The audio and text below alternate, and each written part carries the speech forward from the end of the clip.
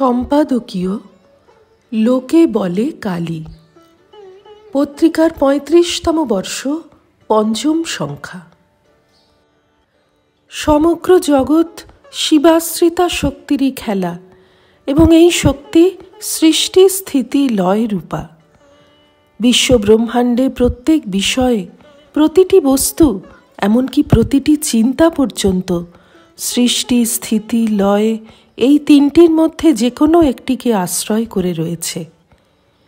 ওই ত্রিবিধ শক্তি জগৎজননীরই লীলা বিভঙ্গ।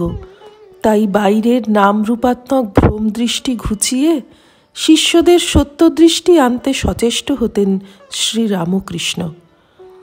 স্বামী তুরীয়ানন্দের স্মৃতি, শ্রী শ্রী ঠাকুর বলতেন, নাম রূপ এবং সমগ্র বিশ্বকে বিসর্জন দাও, তারপর সব বস্তু ও ব্যক্তিতে মাকে দর্শন করো।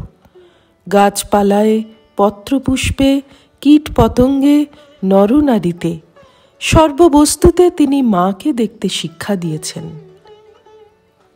এই বিশ্বব্যাপিনী মাকে শ্রীরামকৃষ্ণ সব বস্তুতে, সব ব্যক্তিতে প্রত্যক্ষ করতেন।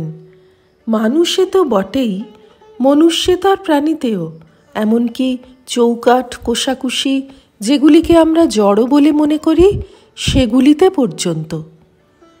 শ্রীমা শারদার প্রশ্নের উত্তরে তিনি জানিয়েছিলেন, মন্দিরের ভবতারিণী, নিজের জননী এবং সহধর্মিণী তাঁর কাছে একই সত্তা।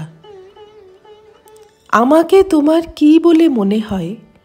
এই প্রশ্নের উত্তর পাওয়ার আগেই শ্রী শ্রীমা এই উত্তরটি বোধহয় জানতেন, কারণ জাগতিক দৃষ্টিতে যিনি বিবাহিত পত্নী, তাঁর এই প্রশ্নের অর্থ কি?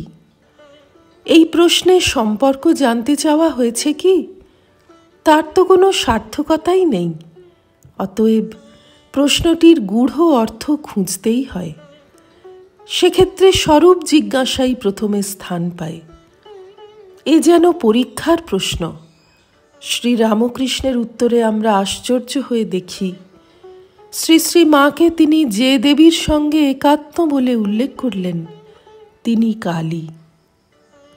অথচ আপাত দৃষ্টিতে অতি শান্ত, অতি সংযত, লজ্জাশীলা, সর্বংসহা মায়ের সঙ্গে ভয়ঙ্করী কালীকে যেন মেলানো যায় না।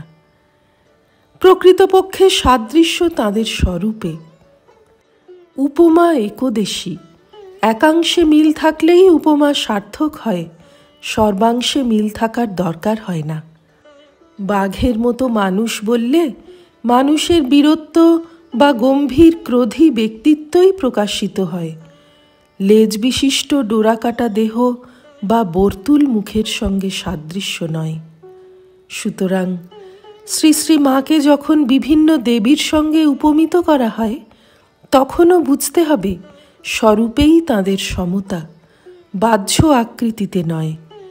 আমরা দেখি কালী যেমন শিবময়ী, সৃষ্টি স্থিতি লয়কারিণী, শ্রী শ্রী মাও সেই স্বরূপই প্রকাশ করে গিয়েছেন। শ্রীরামকৃষ্ণার্পণমস্তু।